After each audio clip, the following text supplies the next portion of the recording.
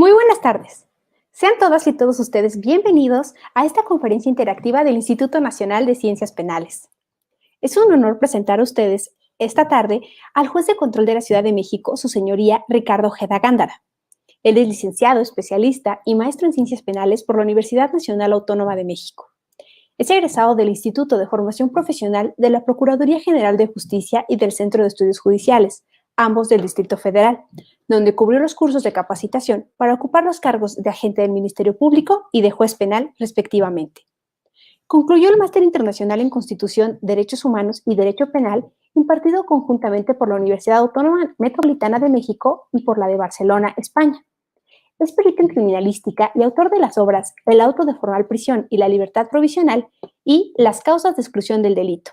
Es profesor universitario y cuenta con 27 años de experiencia como juez penal en el Distrito Federal. Esta tarde, su señoría nos hablará de los problemas y las soluciones al artículo 140 del Código Nacional de Procedimientos Penales. A nuestras y nuestros espectadores, les recordamos que este es y será durante toda la jornada un espacio de participación y de importante reflexión, por lo que les invitamos a que escriban sus preguntas en nuestras redes sociales y se unan a la conversación.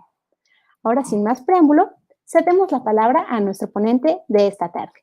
Adelante, su señoría, por favor. Buenas noches a todas y a todos. Es un honor estar en el INACYPE, aún de manera virtual, pero es el INACYPE.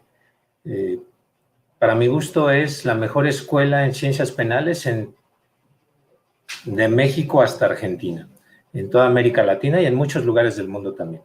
Agradezco la oportunidad que me dan de participar y bueno, pues vamos a hablar hoy de un artículo importante en el Código Nacional de Procedimientos Penales, que es el 140, muy famoso, el adorado por los defensores y a los demás no lo adoramos tanto, nos causa mucho problema, tampoco le tememos, pero bueno, tiene sus bemoles este artículo 140.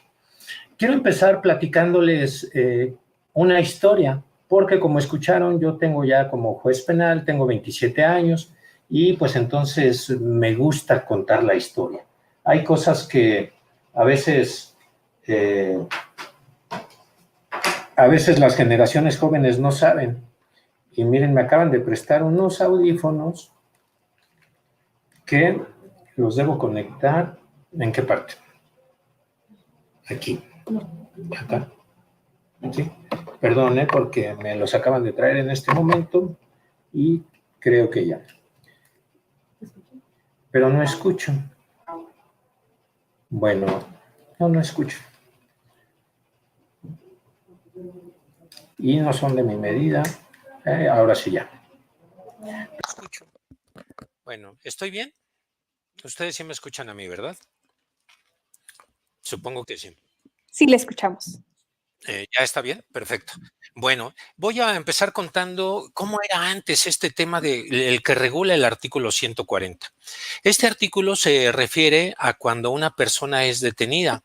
Y cuando es detenida y es canalizada ante el Ministerio Público para lo que antes se llamaba la integración de una averiguación previa, o ahora es para una carpeta de investigación, ¿cómo era antes la situación? Bueno, pues antes el Ministerio Público te podía detener sin flagrancia, alguna policía, alguna institución te podía detener sin necesidad de que existiera flagrancia o caso urgente o alguna situación en particular. Te podían detener de forma arbitraria. Estoy hablando desde la vigencia de la Constitución de 1917 hasta los años de 1993. Te podían detener y una vez detenido permanecías ahí pues mucho tiempo, muchas horas, hasta en tanto el Ministerio Público considerara oportuno ejercer la acción penal, como antes decíamos, ahora le llamamos la pretensión punitiva, y las personas podían permanecer detenidas en sede ministerial pues a veces una semana o un mes, y no estoy exagerando. Eso es una verdad. Había unos amparos que se promovían en esa época que se llamaban contraincomunicados y solamente así, a través de un juicio de amparo, se podía lograr salir de esa situación. No voy a andar mucho en esto, es muy histórico y es muy interesante. Lo que quiero decir es que en esa época pues las personas detenidas, si querían obtener su libertad de alguna forma, por lo general tenían que esperar bastante tiempo hasta ser puestas a disposición de un juez. Y ya ante el juez, pues solicitaban su garantía de aquel entonces de obtener la libertad provisional, que se les concedía de manera muy rápida cuando así procedía, cuando se cumplían los requisitos de la ley en aquella época histórica de la que estoy hablando. Quiero hablar en especial de qué pasaba cuando te detenían un viernes. Si te detenían un viernes, porque ya en el año 93 hubo una restricción a la duración de la averiguación previa que se llamaba antes, y se estableció que solamente por flagrancia o por caso urgente podía una persona ser privada de su libertad. Y además se restringió al Ministerio Público para que solamente en un lapso de 48 horas pudiera mantenerse esta situación. Entonces, ¿qué pasaba si te detenían un viernes? Esto ya voy a entrar a mi tema, el artículo 140.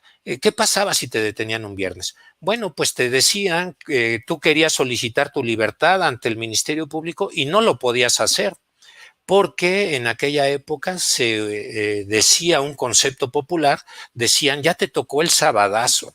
O sea, todo el sábado te vas a tener que quedar detenido y también el domingo. Y ya hasta el lunes que llegues ante un juzgado, si el delito que se te atribuía era merecedor de la libertad provisional, que era lo que regía en aquel entonces, pues llegabas al juzgado y lo solicitabas. Y si se cumplían los requisitos de la ley, es decir, que no fuera un delito grave o que el término medio aritmético de la punibilidad no excediera de 5 años de prisión, unas reglas que fueron cambiando a lo largo del tiempo, si tenías derecho a la libertad, se te concedía de inmediato. Y era pues muy feo que tuviste que esperar toda la noche del viernes, todo el sábado, todo el domingo, porque el Ministerio Público no podía conceder libertades, porque el Ministerio Público no es una autoridad jurisdiccional, es una autoridad administrativa. Y así se le conocía el sabadazo. Fue hasta el año 1993 que hubo una importante reforma al artículo 20 de la Constitución, y en esa ocasión se dijo que el tema de la libertad provisional, que era la fracción 1 del artículo 20 constitucional, les recomiendo que digan fracción 1, fracción 2, fracción 3, porque muchos abogados, la gran mayoría, dice fracción primera, segunda o tercera, y no sé de dónde sacan ese ordinal, es fracción 1. Bueno, entonces en esa reforma se dijo que algunas otras fracciones y la fracción 1 del artículo 20 constitucional no estaban sujetos a restricción alguna y podían ser aplicadas incluso durante la averiguación previa. Aquí me estoy refiriendo al año 1993, es decir, ya había el sentir en la sociedad, en la legislación, en el constituyente, de que no era correcto, de que no era sano que las personas permanecieran un lapso ante la autoridad ministerial cuando ese delito era merecedor de la libertad provisional, que era la figura que regía en aquel entonces. Y por eso se le concedió en el año 1993, esto es importante, se le concedió al Ministerio Público la facultad que nunca tuvo desde la Constitución de 1917 hasta este año 1993, de poder conceder la libertad durante la integración de la averiguación previa. A esta figura se le llamó la libertad previa o administrativa, porque la concedía el Ministerio Público en la etapa de averiguación previa, y el Ministerio Público es una autoridad administrativa. Y bueno, pues entonces ya a partir de esa fecha, ya el Ministerio Público podía conceder esa libertad en estas condiciones. Eso fue en el año 93. Bueno, terminó el siglo XX, entramos al siglo XXI, y ya saben ustedes, en el año 2008 se estableció la reforma en materia de seguridad y justicia, en la que se estableció la implementación del sistema procesal penal acusatorio, que es el que ahora nos rige. Se dieron 8 años de plazo para esta situación, y en el año 2016 pues ya tenemos este nuevo sistema con el nuevo Código Nacional de Procedimientos Penales. Y aquí es donde está, aquí aparece el artículo 140.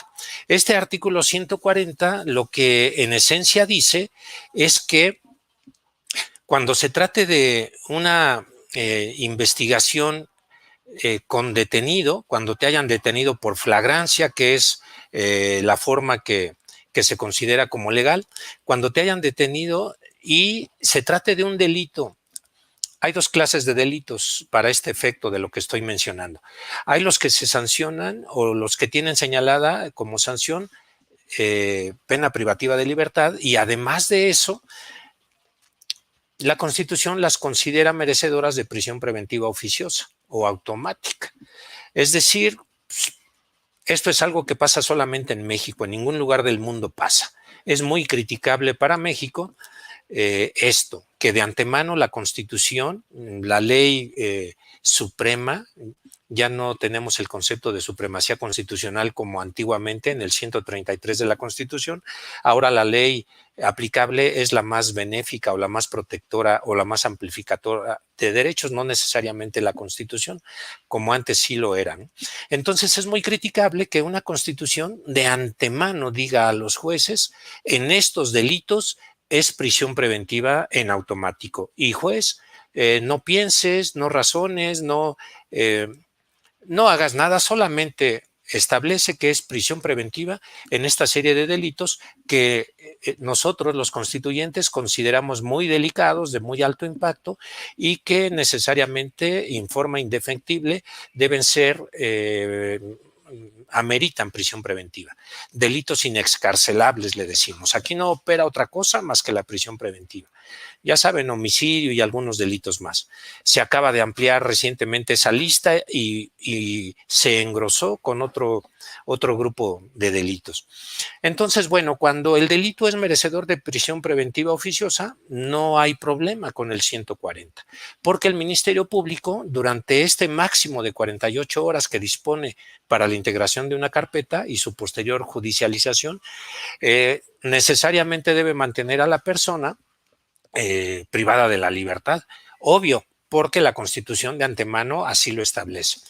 Pero hay otros delitos que son los que no tienen señalada prisión preventiva oficiosa, y ahí qué pasa. Ahí las personas van a estar detenidas ante el Ministerio Público o no, gozarán de su libertad. ¿Qué será lo procedente en esos casos? Eso se llaman de prisión preventiva justificada. El Ministerio Público deberá ya en la audiencia inicial y en toda la secuela del procedimiento, justificar ante la autoridad judicial que ese asunto, que no es de los que merecen prisión preventiva oficiosa o automática, ese asunto por determinadas razones, por determinados riesgos que la propia ley señala, riesgos para la víctima, para los testigos, para la comunidad, para el proceso, para las pruebas, por alguna clase de esos riesgos, ahí es necesario, según el criterio del Ministerio Público, imponer la prisión preventiva. No de manera oficiosa, pero sí justificada. Se amerita, da lugar a ella, es lógica, es necesaria, se desprende, es sana la medida. Esa sería la prisión preventiva justificada. Y la investigación termina en 48 horas. Vamos a suponer que el asunto avanza, que prospera y que entonces llegamos a una audiencia inicial con detenido ante un juez de control. Y aquí parte de la audiencia inicial tiene sus diferentes momentos. Abrimos la audiencia, identificamos a los intervenientes, se designa al defensor, al asesor jurídico, a todas las partes, se lleva a cabo la tutela de derechos y empezamos ya a los temas de fondo. Empezamos al control de la detención o de la legalidad de la detención, donde nos ocupamos de tres cosas o de tres aspectos muy importantes. Uno, que existe el requisito de procedibilidad, o sea, la denuncia o la querella.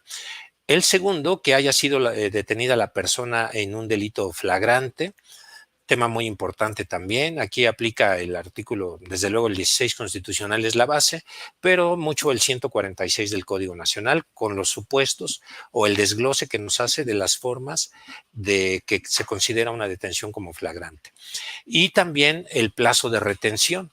Estas tres cosas, es decir, que la persona no haya estado privada de su libertad ante el Ministerio Público por más de 48 horas, que es el plazo establecido para ello. Precisamente hoy yo ordené la libertad de una persona porque en este último punto él estuvo detenido ante el Ministerio Público 48 horas con 21 minutos. Es decir, se excedió por 21 minutos el plazo de retención y ordenamos la libertad.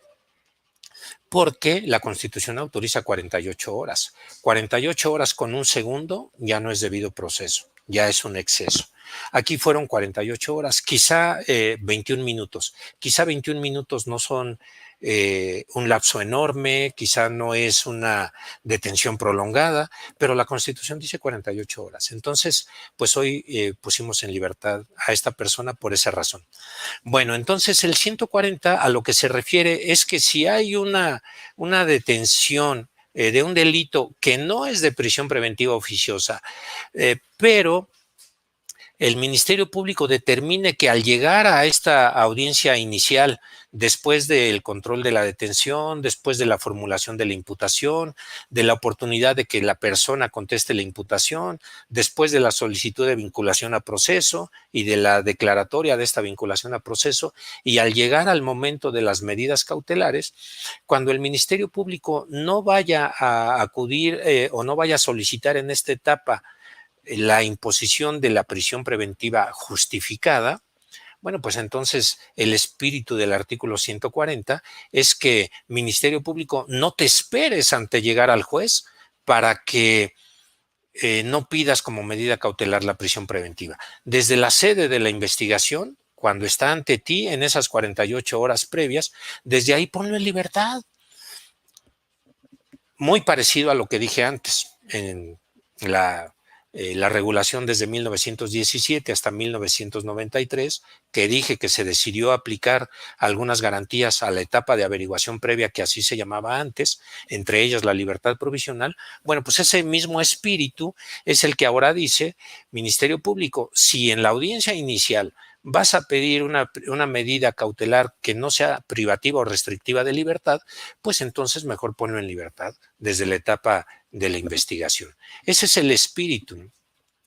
Sucede que a veces el Ministerio Público hace esto, muy bien, muy loable que lo haga el Ministerio Público, está dentro de sus facultades y qué perfecto que lo haga. Si no va a pedir prisión preventiva ante el juez, pues que lo ponga en libertad en esas 48 horas, eso es lo que dice el artículo 140, en términos lisos y llanos. Cuando lo hace el Ministerio Público, qué bueno, y esto pasa en muchos delitos que de mínima cuantía, en los libros le dicen delitos de bagatela o delitos de mínima trascendencia, ¿no? No sé, pensemos por ejemplo un delito contra la salud en su modalidad de narcomenudeo, de comercio, por vender o por comprar, pues no sé, marihuana en cantidad de 1 o 2 o 3 gramos, en 50, 100 o 200 pesos, pues es un delito que no amerita o no soportaría un análisis para la prisión preventiva justificada. De modo que si estamos en ese supuesto y el Ministerio Público no va a pedir la prisión preventiva ante el juez en el día de la audiencia, pues que lo ponga en libertad desde la etapa de investigación. Ese es el 140. Y hay muchos ejemplos más de delitos de mínimo impacto, de mínima consideración, que podría aplicarse esta situación. Pero a veces, como ya dije, cuando el Ministerio Público lo hace, qué bueno. Pero cuando no lo hace,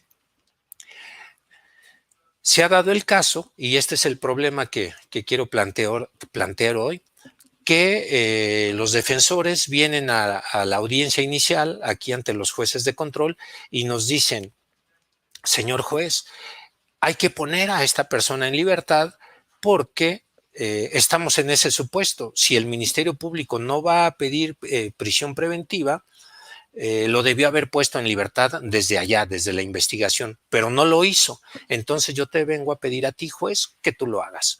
Tú, como garante de los derechos humanos, como el director o el rector del proceso, tú lo debes de poner en libertad y debes subsanar esa mala actuación del Ministerio Público que ocasionó que esta persona permaneciera esas 48 horas privado de su libertad, cuando pudo gozar de ella.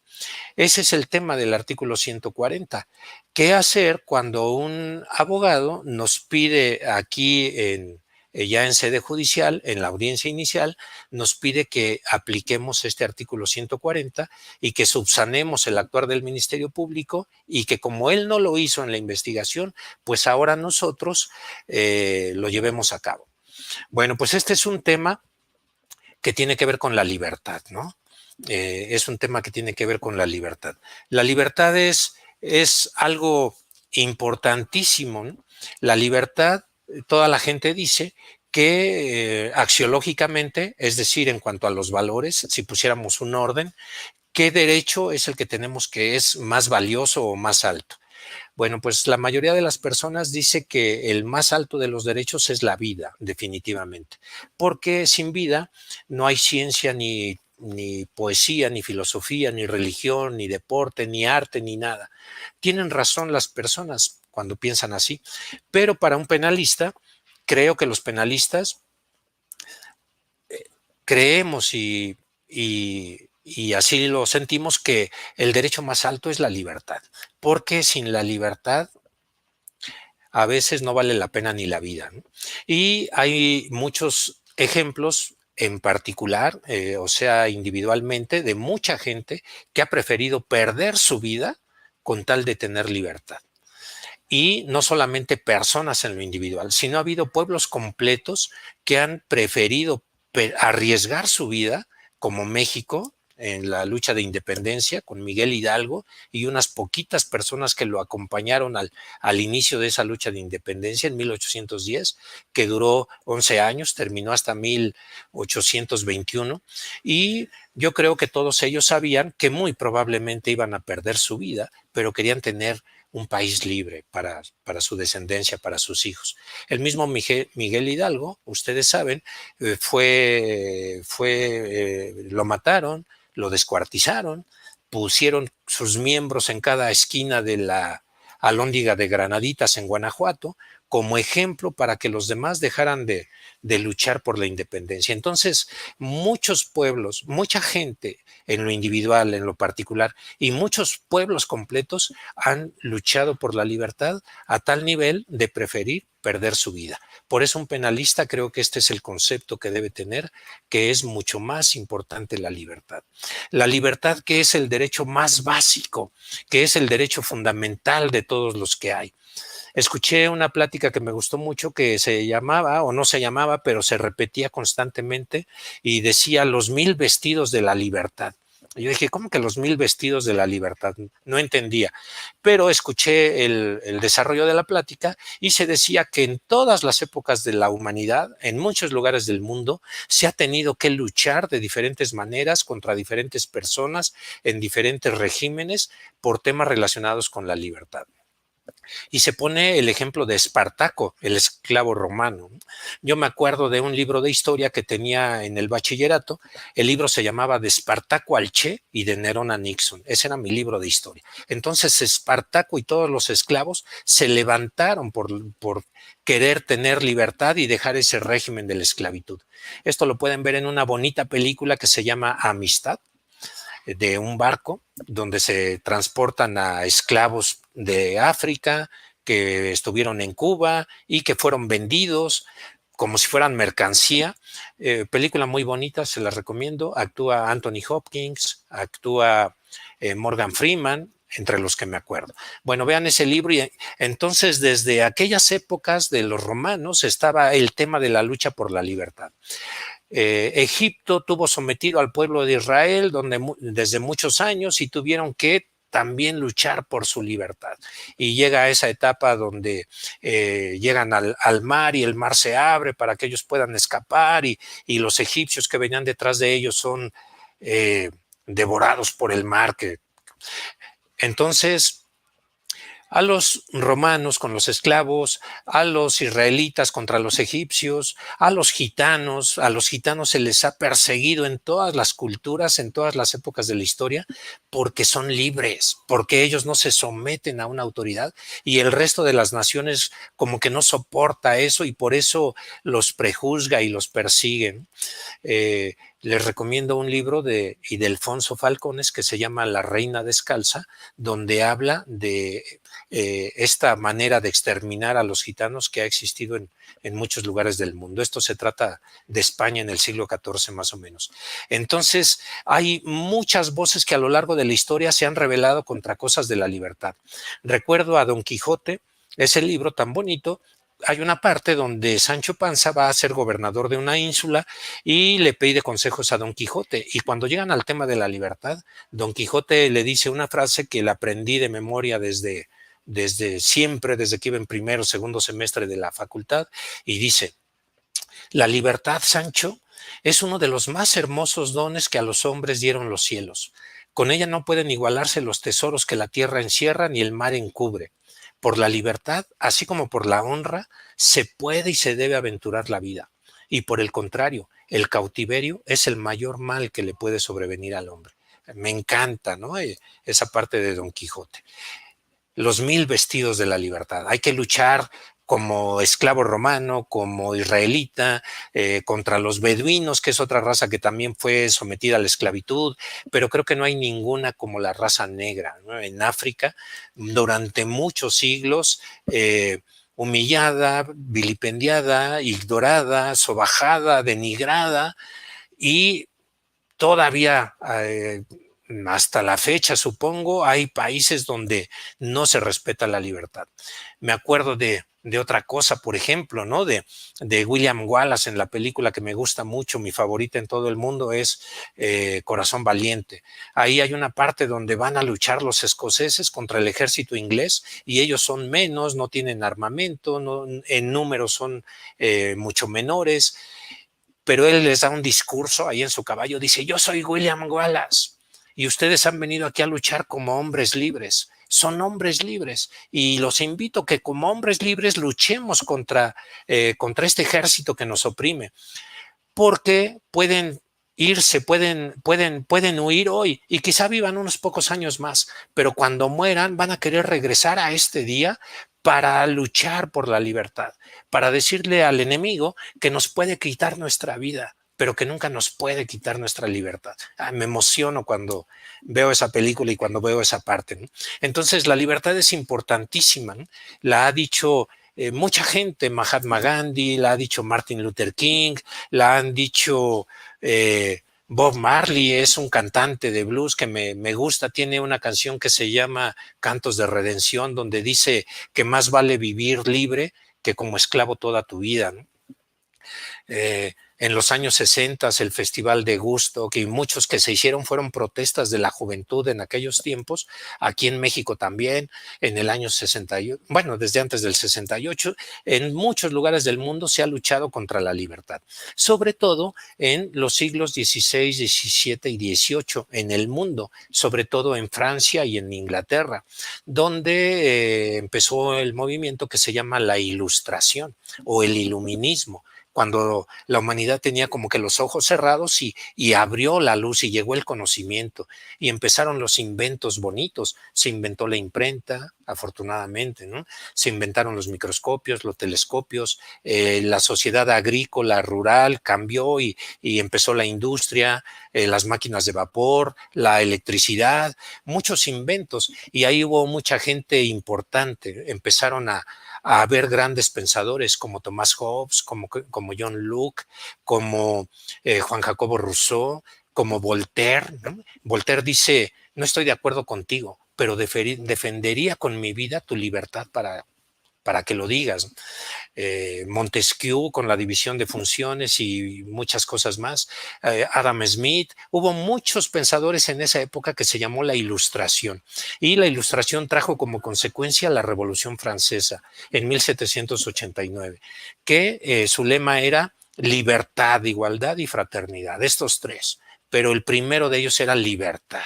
libertad, porque bajo el sistema antiguo, el anciano régimen o la antigüedad, no había libertad. Y de eso dependía todo lo demás, ¿no? No se podía en el sistema antiguo porque imperaba la nobleza, imperaba la monarquía y el resto de los seres humanos eran siervos y no tenían ningún derecho, prácticamente. Les invito a que vean una serie basada en un libro que se llama La Catedral del Mar. La serie solamente dura 8 capítulos en Netflix, la pueden ver en una noche productiva, la empiezan hoy en la noche y la terminan ya a las 4 de la mañana o 5, algo así, pero es muy productiva. En 8 capítulos se ve, o si pueden leer el libro, mucho mejor. Es del mismo escritor que dije hace rato, Ildefonso Falcón, es un abogado español, que también tiene otro libro muy bonito que se llama La mano de Fátima, y ahí habla de la libertad religiosa que no pudieron tener los musulmanes contra los católicos españoles en el siglo XVI, XVII, y han habido unas matanzas y ha habido un derramamiento de sangre porque los 1000 vestidos de la libertad, porque siempre se ha tenido que luchar contra diferentes formas de la libertad. La novela 1984 de George Orwell habla también de la libertad de pensamiento. Nadie puede meterse a tu pensamiento y ordenarte lo que puedes hacer. Pero en ese libro, que fue escrito en los años 48, algo así, después de la Guerra Mundial, se plantea eso, cómo había pantallas en todos los lugares que leían tus pensamientos y el Estado era policía de tus pensamientos y a cualquiera que estuviera en desacuerdo no lo ejecutaban. Ahí en el libro lo vaporizaban, o sea, ¡fum!, se desintegraba por las 1000 formas y los 1000 vestidos de la libertad. Hay que luchar por la libertad mucho y este artículo 140 es de esos que lucha por la libertad. Entonces, en la Ilustración hay, con estos pensadores, hay la Revolución Francesa, desemboca en la Declaración Universal de los Derechos del Hombre y del Ciudadano, donde dicen los primeros artículos que los hombres nacen libres y que nacen iguales ante los demás, y que por primera vez en la época de la humanidad, en la historia de la humanidad, el ser humano tiene derechos oponibles a los soberanos como antes. Hay varias características importantes de la Ilustración, pero quiero decir uno, el reconocimiento de la libertad de las personas como un derecho natural. La libertad no es algo que el Estado te regale, no es algo que el rey reconozca, no es algo que unos tengan y otros no tengan. La libertad es el derecho natural de las personas. El más grande de los derechos humanos son la libertad y la igualdad. Todos hemos nacido libres e iguales con todos los demás.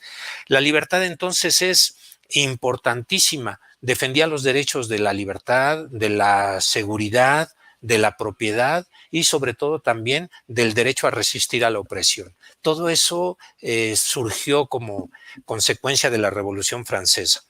Y ahí se dijo que la soberanía reside en la nación o en el pueblo y que el Estado debe ser el garante de esas libertades de las personas, porque es un derecho tan necesario y tan indispensable que vale la pena vivir por él, luchar por él, y si es necesario arriesgar tu vida, pues vale la pena hacerlo.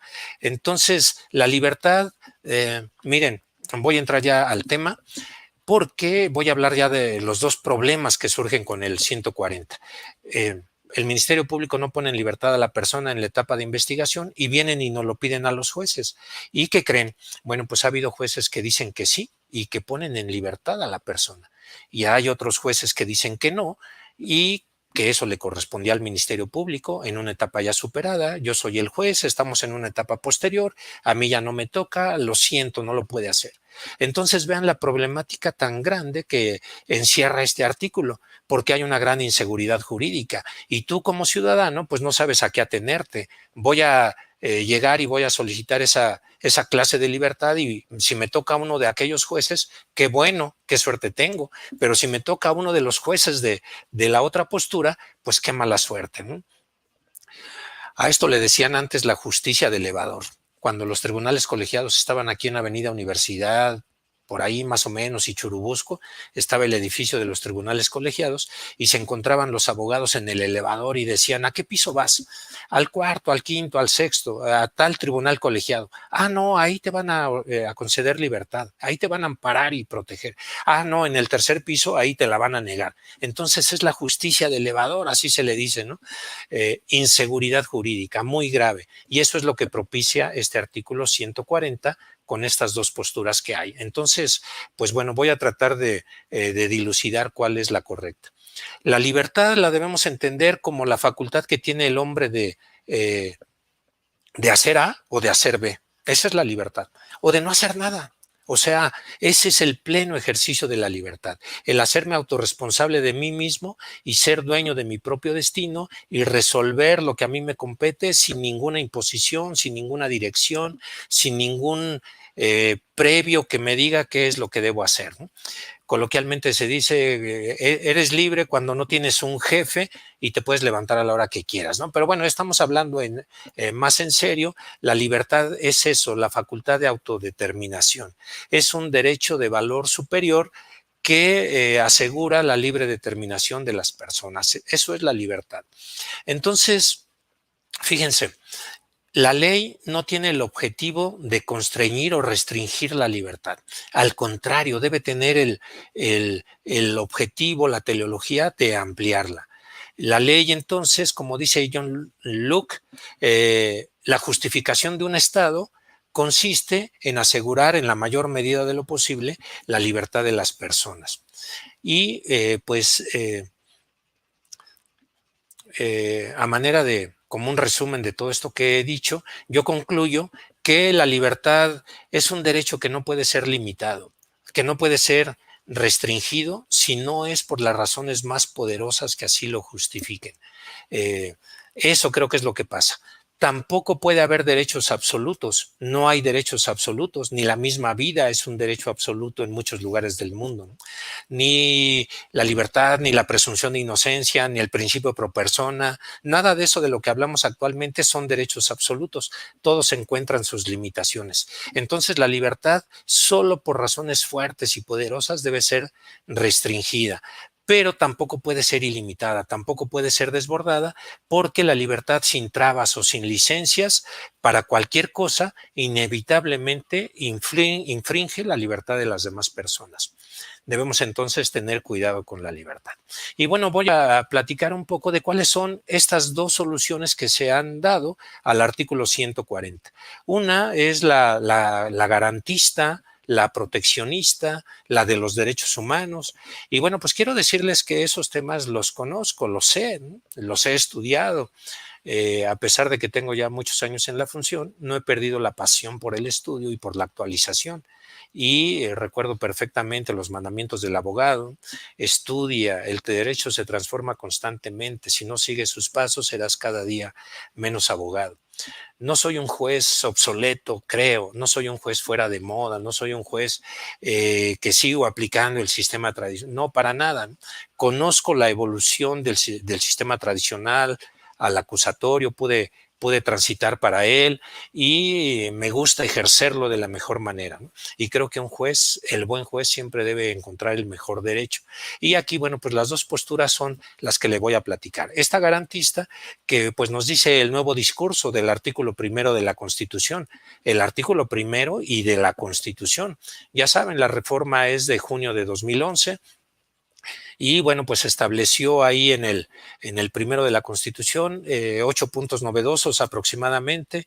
Cambia la palabra individuos, que antes usaba la Constitución, por el de personas. Habla la Constitución como norma máxima y ahora se introduce el bloque de constitucionalidad y se integra junto a la Constitución los tratados internacionales que México ha firmado en esta materia de derechos humanos y también la jurisprudencia de la Corte Interamericana de Derechos Humanos. Es el bloque de constitucionalidad, ya no es la pura Constitución. Se llama el constitucionalismo actual o neoconstitucionalismo. Lo conozco, sé sus postulados. Continúa en el párrafo segundo de este artículo 1, donde nos habla que siempre debe darse a cualquier situación la interpretación más benéfica para la persona, el principio pro persona. Antes le decíamos pro homine a ese principio, pero ¿dónde quedaba la fémina? Y entonces, para no distinguir entre hombres y mujeres, mejor quedó pro persona. Y siempre la interpretación más amplia, más proteccionista, menos restrictiva para la persona. En el párrafo tercero del artículo primero de la Constitución, tres cosas importantes que todas las autoridades de este país, en primer lugar debemos promover, proteger, respetar y garantizar los derechos humanos. Vean, es una cosa que tiene cuatro. Todas las autoridades debemos promover, proteger, respetar y garantizar los derechos humanos. Este es un tema para platicarlo ampliamente, ¿no? ¿Qué significa cada uno de esos conceptos? En segundo lugar, esto lo debemos hacer también con cuatro cosas: con los principios de universalidad, interdependencia, indivisibilidad y progresividad. Siempre hacia adelante, siempre hacia arriba, nunca en retroceso. Y la tercera cosa, que también tiene 4 puntos, es que lo debemos hacer desde la prevención, desde la investigación, desde la sanción y desde la reparación, en todos los ámbitos. Entonces, conozco toda esta doctrina, conozco todo este desarrollo del neoconstitucionalismo. Hay muchos autores que me gusta mucho Norberto Bobbio, me gusta mucho Ferrayoli, Manuel Atienza, muchos de ellos me gustan. Entonces, de acuerdo con ellos, pues la libertad debe ser cuidada, debe ser protegida. Es ese derecho que tienen los 1000 vestidos que decíamos hace un rato, y debemos protegerla siempre de la mejor manera, de forma directa, con ese bloque de constitucionalidad, con los derechos humanos como guía, como faro, tratando de ser siempre lo menos restrictivo, siempre con el imperio de la ley y con el reflejo de que el Estado debe estar al cuidado o a la protección de los derechos del hombre, ¿no? Y que hay veces que hay actos positivos o negativos que vulneran los derechos humanos. Hay prestaciones que se deben dar en sentido positivo, hay cosas que las autoridades deben hacer y hay cosas que deben abstenerse de hacer, como el Ministerio Público, que se abstuvo de poner en libertad a esa persona en la etapa de investigación, y ahora vienen y te lo piden a ti. Pues bueno, entonces, como juez, con todo este discurso que el Estado puede regular, pero no puede eliminar ni restringir la libertad, con el tema de la ponderación y el contenido esencial de las cuestiones. Aquí lo esencial es el derecho humano, la libertad como un derecho superior, un derecho sagrado, no nulificar los derechos, no restringir, ser lo más benéfico para la persona, y siempre aplicando todo este conjunto de cosas, se ha llegado a ordenar la libertad de las personas en este artículo 140. Porque de lo que se trata es de cumplir el pacta sunt servanda. Los pactos se hicieron para cumplirse. México firmó esos pactos, esos tratados internacionales, la Convención Americana, la Declaración, el Pacto Internacional de Derechos Civiles y Políticos, sobre todo, y algunos otros más, y debe hacerlo para cumplirse, y se cumple de buena fe. Ese es pacta sunt servanda. Para eso se firmaron los tratados. Ningún Estado puede argumentar su derecho interno para dejar de cumplir con los compromisos que ha contraído internacionalmente. Y además, siempre debemos buscar el efecto útil y el efecto progresivo del derecho humano.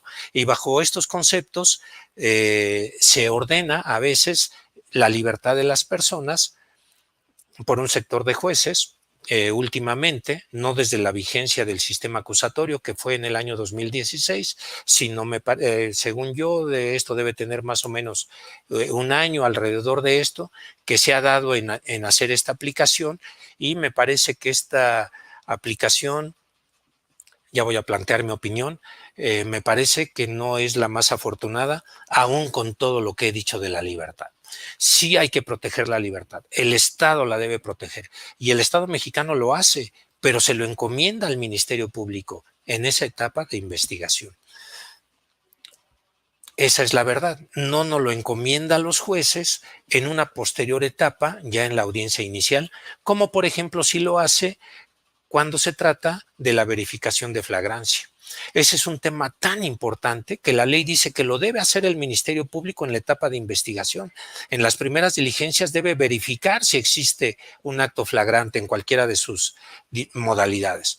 Y es tan importante que no basta que el Ministerio Público lo haga, sino que se exige a los jueces que en la etapa posterior, en la audiencia inicial, en el control de la detención, verifiquemos nuevamente ese tema de la flagrancia. Ahí, qué bueno que lo hacemos los jueces. ¿Por qué? Porque la ley no lo ordena. Lo debe hacer primero el Ministerio Público y ya lo hizo, pero ahora, otra vez, por disposición de la propia ley, es un derecho tan trascendente, tan importante, que los jueces lo debemos volver a hacer. Si en ese estudio resulta que consideramos que no se surte la flagrancia, ordenamos la libertad de la persona, a pesar de lo que en contrario haya dicho el Ministerio Público en la etapa anterior. ¿Por qué hacemos esto? Porque la ley lo ordena, ¿no? Porque así es el procedimiento. Pero en el tema del artículo 140, ahí no hay una disposición que diga que los jueces, ante el incumplimiento del Ministerio Público en la etapa de la investigación inicial, pues los jueces debamos arrogarnos esa facultad, traérnosla a nosotros y nosotros aplicarla.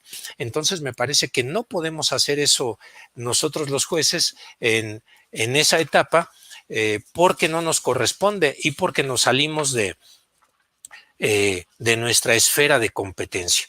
Y bueno, pues voy a tratar en estos últimos 15 minutos de narrar o de explicar varias razones por las cuales los jueces no debemos hacer esto, a pesar de que soy un amante de la libertad. Y la libertad, hay una imagen que me gusta mucho, dice que la libertad es amante de la justicia. Entonces me imagino a los jueces, la figura de la justicia, su escultura, abrazando a la libertad, a la estatua de la libertad. Así debe ser, pero creo que tenemos unos ámbitos específicos de competencia. La competencia deriva del artículo 16 constitucional y es como un marco de un cuadro, de un retrato, y es la parte donde válidamente una autoridad puede lícitamente ejercer sus funciones. Si una autoridad se sale de su marco de competencia, lo que hace ya es arbitrariedad, ya es exceso y ya es abuso de poder y no es correcto. Un ejemplo rápido, una amiga mía hace algunos años me pidió que yo la casara porque decía, tú eres juez. Y le digo, oye, no, yo no puedo hacer eso. Es que tú eres juez, ¿no? Yo le digo, sí, soy juez, pero soy juez penal. A mí me tocan los delitos, no me tocan las bodas. Esa es la competencia. Hay materia penal, hay materia civil, hay materia familiar, hay muchas materias, hay primera instancia, hay segunda instancia, hay fuero común, hay fuero federal, diferentes ámbitos de competencia. No me puedo salir de mi esfera de competencia. Si actúo fuera de mi ámbito, estoy en una arbitrariedad. Lo actuado por juez incompetente es nulo de pleno derecho y no puedo hacer eso, no puedo trastocar tanto, ¿no? En el código, en el 16 constitucional, está el tema de la competencia, en el 16, en el código de procedimientos, del 20 en adelante, vienen las reglas de la competencia, cada quien tenemos cosas que nos corresponden. Montesquieu, desde aquellos tiempos de la Ilustración, ya hablaba de la división de funciones, el ejecutivo, legislativo y jurisdiccional, cada quien tenemos la que nos compete. En el ámbito de aquí de la justicia, la procuración de justicia, el artículo 21, y la administración o impartición de justicia es diferente, corresponde a autoridades y diferentes jueces.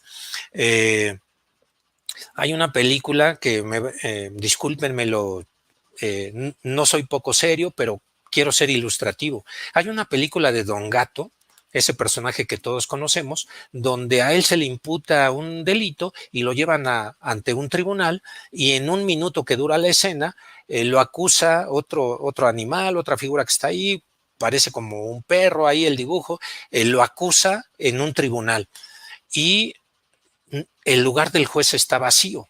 Entonces ese fiscal, ese acusador que acaba de hacer eso con Don Gato, acaba de acusarlo, corre y se sube al lugar del juez y condena a Don Gato.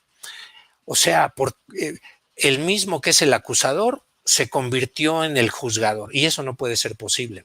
Y le cometen otra violación a Don Gato, no hay lugar en la cárcel de gatos y lo llevan a la cárcel de perros. Bueno, es una caricatura, es una película, pero es ilustrativa de lo que digo. No pueden reunirse estas dos funciones en diferentes autoridades. Como Ratbus decía, El que tiene al juez por su acusador necesita a Dios como defensor.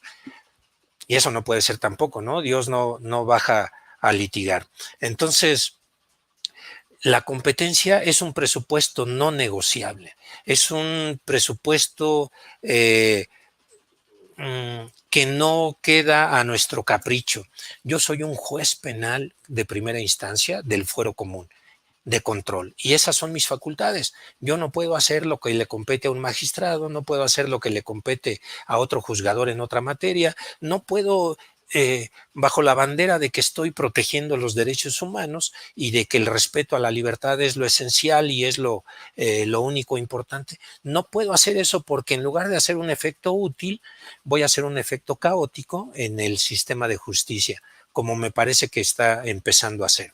Sucede que cuando a un litigante se le concede esta clase de libertad, pues ese litigante va y lo pide en otro juzgado, y va y lo pide al Estado de México, y va y lo pide en Morelos, y va y lo pide en Querétaro, y se difunde a Jalisco, y se difunde a más, y no dudo que haya jueces que caigan en el argumento porque es interesante, es bonito, tiene sustancia, tiene esencia, todo lo que acabo de decir, ¿no? La Constitución, el neoconstitucionalismo, los tratados internacionales, la Convención Americana, el Pacto Internacional, la Declaración Universal, muchos más. La jurisprudencia de la Corte, el caso Campo Algodonero, el caso Rosendo Radilla, todo el discurso es interesante, el principio pro persona, la norma más progresiva, pero creo que no podemos hacer cosas que no nos competen, porque vivimos en un régimen de facultades expresas. Facultades expresas para los particulares aplica lo que no está prohibido, está permitido, porque eres un particular, pero una autoridad no puede decir que yo lo que no me está prohibido, para mí está permitido. Eso no lo puedo hacer. Yo tengo facultades expresas y no puedo ir más allá ni un solo paso de lo que la ley expresamente me marca, porque estaría ya en un ámbito de abuso y el Estado no puede ser así. El Estado se rige por el principio de la supremacía ética o de la superioridad moral. Es decir, si la gente viola la ley, el juez no la debe violar por ese principio de supremacía ética. El espíritu del artículo 140 es muy bonito, lo comparto, me agrada, pero no quiere decir que si el Ministerio Público no lo hace, entonces el juez tenga que entrar al quite. Eso me parece que no es bien, no está correcto. Aquí viene el tema de la interpretación de la ley. Se ha dicho que el verdadero derecho no es la norma, sino su interpretación, pero hay que interpretar la ley cuando sea necesario interpretarla. Cuando no sea necesario, cuando el concepto esté claro, no debemos abusar de nuestra posición como juzgador y querer interpretar lo que no está sujeto a interpretación. Como lo decía un jurista venezolano de nombre Andrés Bello, muy importante, hay universidades en Latinoamérica con su nombre, él decía, cuando la interpretación literal de la ley es clara, no se debe alterar su contenido, so pretexto de desentrañar su espíritu. Entonces, cuando como jueces nos ponemos a decir que si no lo hizo el Ministerio Público, yo en tutela de sus derechos humanos, en una etapa que ya no es la que ese artículo se refiere, o sea, ¿dónde está la necesidad de interpretación del 140? Dice textualmente el Ministerio Público en la investigación de un delito, ya no es, ni yo soy el Ministerio Público, ni estoy en la investigación de un delito, ¿por qué busco hacer esa tergiversación? Me parece que no es correcto, ¿no? Cuando no es necesario, se vuelve ya otra disposición y tergiversamos y desnaturalizamos y desvirtuamos lo que la ley pretende estar clara. Y además en este asunto del artículo 140, cuando ordenamos una libertad por esa situación, creo que afectamos al proceso. Y hay un principio que es el principio de la necesidad procesal, muy importante, pero no he escuchado que lo mencionen casi los abogados. Deriva del principio de igualdad. El principio de igualdad dice que no puedo discriminar a nadie, pero tampoco le debo dar privilegios a nadie tampoco. El principio de igualdad. Y del principio de igualdad deriva el de necesidad procesal. Toda persona que en este país es denunciada debe ser investigada. Y si es judicializado el asunto, debe seguirse el trámite correspondiente, y si es vinculada a proceso, se le debe tramitar en la misma forma y sentenciar. Si es condenatoria, es absolutoria, ya es otro asunto, pero el principio de necesidad procesal es importante, y el 140 aplicado en esa forma afecta el proceso, y creo que eso no debe ser. Los jueces debemos ser garantistas, sí es cierto, pero no hipergarantistas, y conjuntamente con el garantismo, lo que sí tenemos que hacer es ser eficientistas del proceso. Este año en la Universidad de Salamanca, en España, se iba a llevar a cabo el curso anual de actualización en todas las materias, y en especial en materia penal, y el tema iba a ser garantismo y eficientismo del proceso. O sea, creo que los aplicadores de la ley no solamente debemos ser garantistas con las personas, con las partes en el proceso, debemos ser eficientistas y no ser los primeros que obstaculicemos o que cortemos el proceso o que lo tijereteemos, como por ejemplo me parece que pasa con esta aplicación en esas condiciones del artículo 147. Hay que hacer lo que podemos hacer. En el artículo 258 se nos dan facultades para revisar determinaciones del Ministerio Público conforme a ese artículo.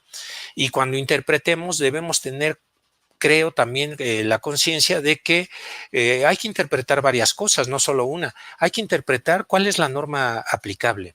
Hay que interpretar si es válida constitucional y convencionalmente.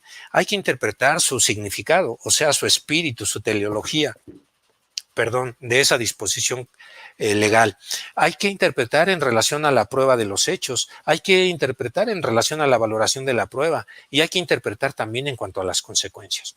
Eso no se nos debe olvidar. Interpreta conforme a las consecuencias. ¿Qué pasa si yo aplico el 140? Pues lo tergiverso, porque soy otra persona, no el indicado, y estoy en otra etapa que ya está superada. Creo que no lo debo hacer entonces. Una vez fui a un evento donde me dijeron, es que el Ministerio Público se despacha con la cuchara grande y luego el juez con el cucharón. O sea, no hay que despacharnos con el cucharón.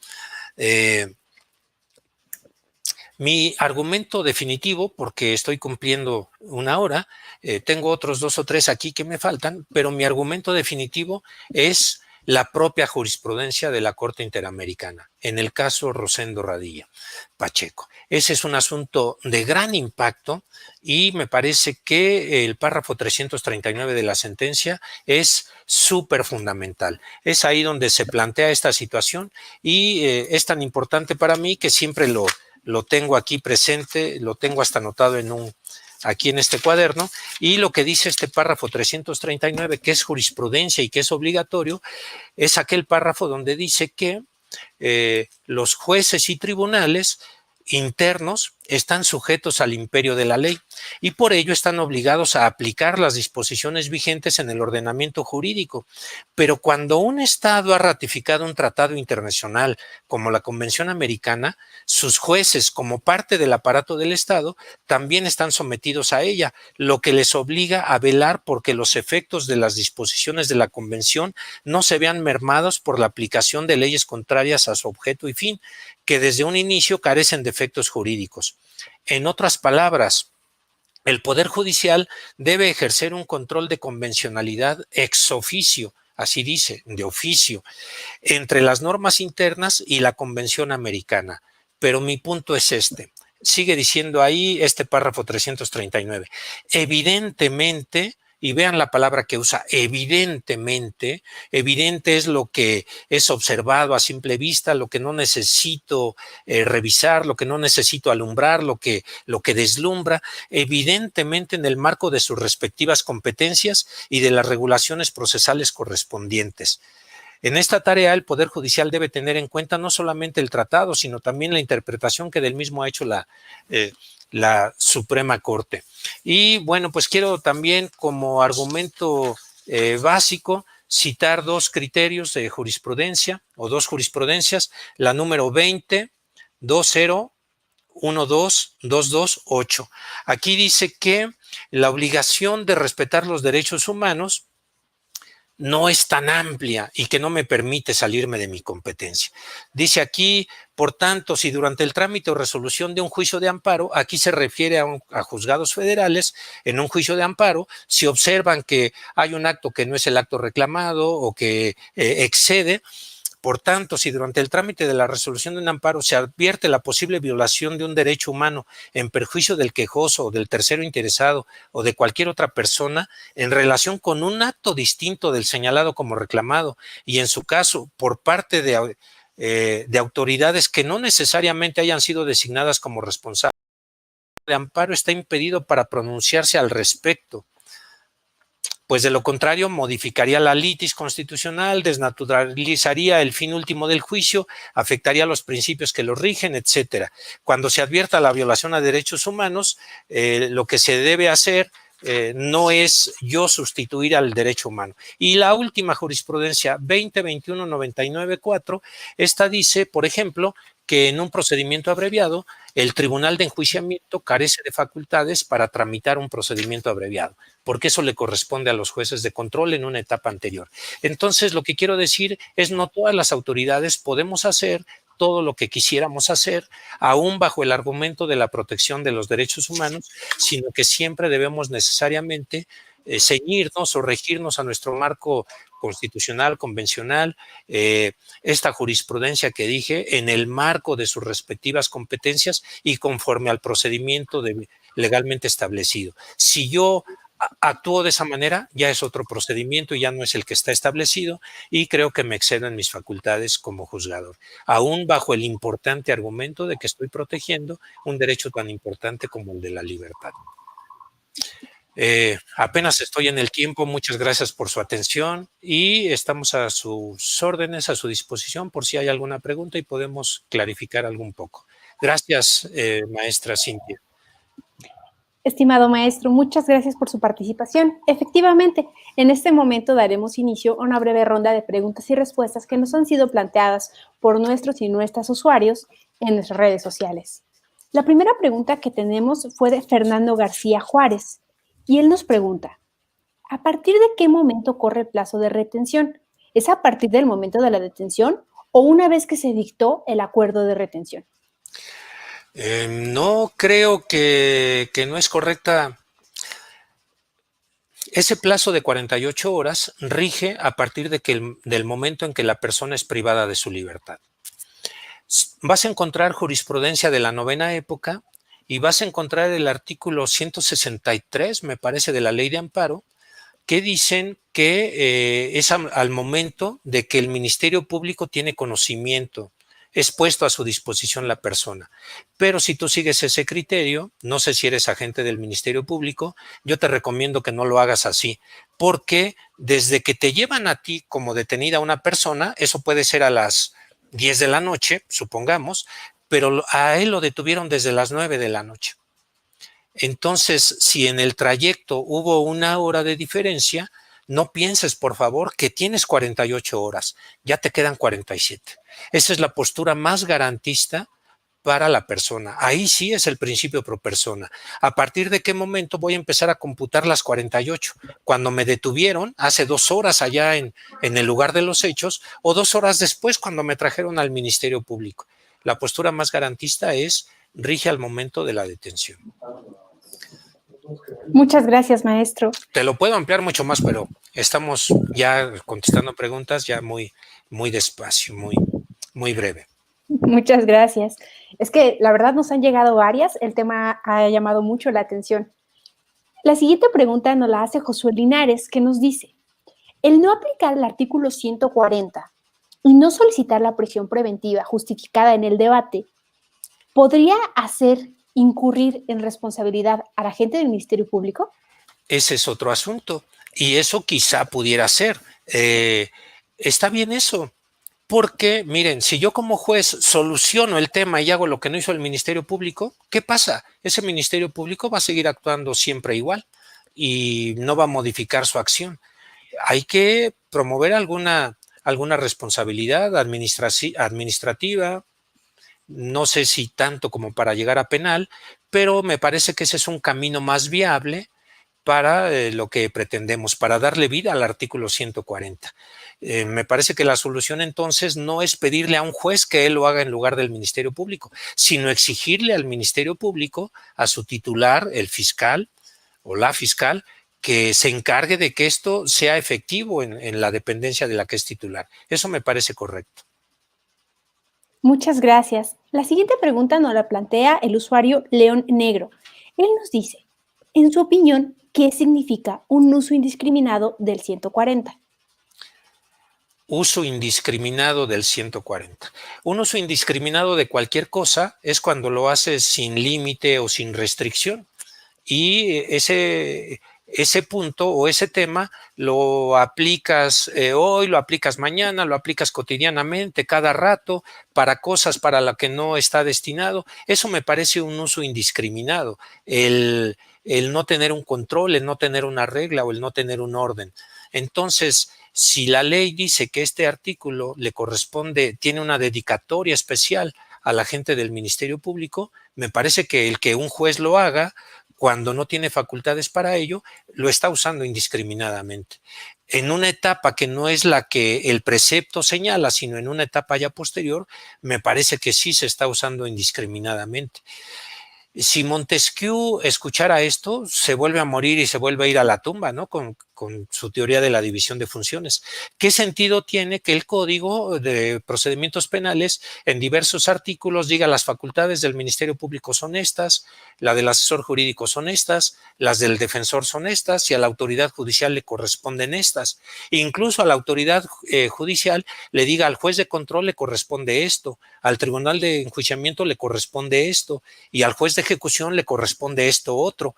¿Qué sentido tendrían todas esas diferenciaciones o especificaciones si finalmente bajo el argumento y la bandera de proteger un derecho humano yo interfiero en otras áreas que están destinadas o diseñadas para otra autoridad? Creo que eso es un uso indiscriminado. Muchas gracias, su señoría. La siguiente pregunta nos la hace Armando Díaz. Nos dice, en términos del artículo 308 del Código Nacional, usted como juez de control se encuentra obligado a entrar al análisis de ratificar la retención. Claro, el 308 así lo dice. Ahí debo revisar tres cosas: el cumplimiento del requisito de procedibilidad, el tema de la flagrancia en cualquiera de sus derivados, o como dice el 308, se refiere al plazo de retención, el cumplimiento del plazo constitucional de retención. Eso es lo que yo debo estudiar. Hoy lo hice, hoy por 21 minutos apliqué este artículo y ordené una libertad porque se excedió el plazo, contado no a partir de que el Ministerio Público lo tuvo a su disposición, porque para eso la persona quizá ya llevaba privada de su libertad 2 horas o hora y media, no lo sé. Sí lo debo hacer, el plazo de retención, el plazo de retención, y ratificar esa detención en caso de encontrarla ajustada a derecha o decretando la libertad en los términos señalados en este código. Quiero que vean esto. Siempre este tema de la competencia es importante. En los términos previstos en este código, no en otros términos de los que el código prevé. Siempre redactamos así, siempre ordenamos cosas y decimos, para que se ejecute esto, por ejemplo, yo si dirijo un oficio a un director de una institución carcelaria, de un reclusorio, le digo esto hágalo en el ámbito de sus facultades y competencias y bajo su más estricta responsabilidad. Trasládenmelo del reclusorio norte al sur donde estoy, pero siempre en el marco de nuestra competencia y bajo nuestra responsabilidad. No podemos pedir que alguien haga cosas que están fuera de su marco competencial. Muchas gracias. Si fuera tan amable de otorgarnos un comentario final, su señoría, envías a dar por concluida su participación en esta sesión. Bueno, un comentario final es que es importante toda la doctrina de derechos humanos. Yo soy fan de los derechos humanos. Me agrada, me gusta. Los autores, los nuevos autores, neoconstitucionalismo me agrada. El principio pro persona, pero creo que no son tampoco afirmaciones dogmáticas. vienen los litigantes y me dicen, es que me violaron el derecho pro persona. Bueno, pero no me dicen ni por qué se lo violaron, ni cómo se lo violaron, ni en qué condiciones se lo violaron. O también me dicen lo mismo con el principio de presunción de inocencia. Solicito sea puesto en libertad por el principio de presunción de inocencia, pero no me dicen hasta dónde alcanza el principio de presunción de inocencia, por qué es aplicable en este asunto y bueno, para ir preparando, cerrar esta participación, creo que el principio pro persona no es suficiente por sí mismo para resolver en esta forma ordenando las libertades, porque el principio pro persona es cuando hay duda entre dos preceptos. Y aquí me parece que el código es transparente, es, como dicen en la película que se llama Cuestión de Honor, que me gusta mucho, Demi Moore y Tom Hanks, Jack Nicholson. Hay dos frases, dos veces en la película donde dicen, ¿le quedó claro? Cristalino, cristalino. Ese artículo 140 me parece que es cristalino. Se refiere al Ministerio Público y se refiere a la etapa de investigación.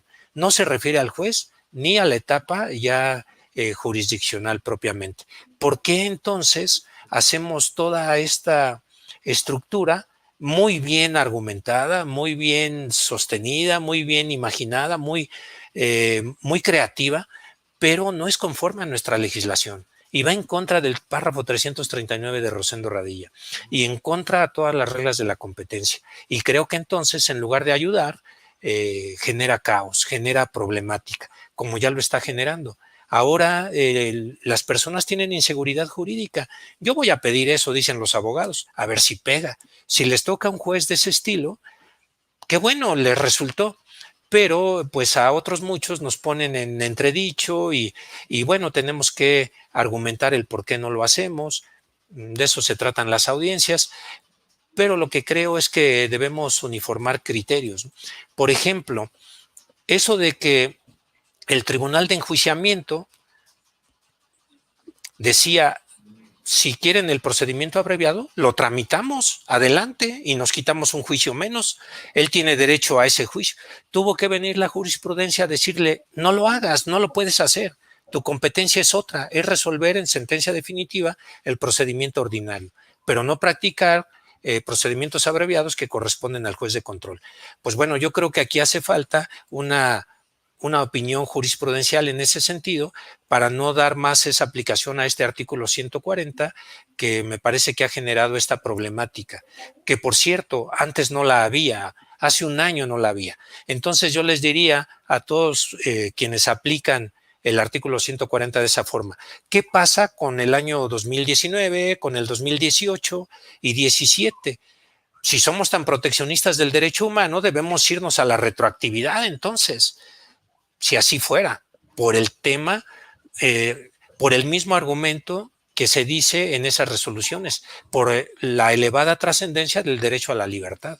Y entonces, ¿por qué se volvió una especie de moda a partir de cierto tiempo para acá? Me parece, no sé, me parece que no es adecuado. Iba a decir otras cosas, pero me parece que no es adecuado que asumamos bajo el criterio de que estoy protegiendo derechos humanos más allá de lo que me corresponde. Los jueces no podemos hacer todo. Mi hija cuando era pequeña me decía, papá, pásate el semáforo, pásate el alto, al fin eres juez. O sea, eso está muy mal. Y hubo que enseñarle que no, precisamente por ser juez, debo respetar la señal roja del semáforo, debo respetar el Código Penal, debo respetar el Código Nacional de Procedimientos, debo respetar la Constitución, debo respetar las leyes orgánicas, debo respetar las facultades de todos los que intervenimos como actores en el proceso penal. Precisamente por eso, porque queremos vivir en un estado de derecho, con cultura de la legalidad. Y no le podemos exigir los jueces a los ciudadanos cultura de la legalidad, que se apeguen a la ley, cuando nosotros, con una buena intención, quizá con un buen corazón, con una buena disposición y con una doctrina muy de vanguardia, pero lo que estamos haciendo es que estamos violando la ley. Eso me parece. Muchas gracias, señoría, por esta conferencia magistral y, desde luego, muchas gracias a nuestro auditorio por habernos acompañado. Les recordamos que pueden revivir esta y otras conferencias magistrales desde la página de Facebook de INACYPE. También aprovechamos para invitarles al Congreso Virtual de Juzgadores que se llevará a cabo del 17 al 20 de noviembre de las 17 a las 20 horas. Pueden ingresar a la página oficial del instituto, esto es www.inacipe.gov.mx, para conocer más detalles y registrarse. Los esperamos y muchas gracias. Gracias, buenas noches.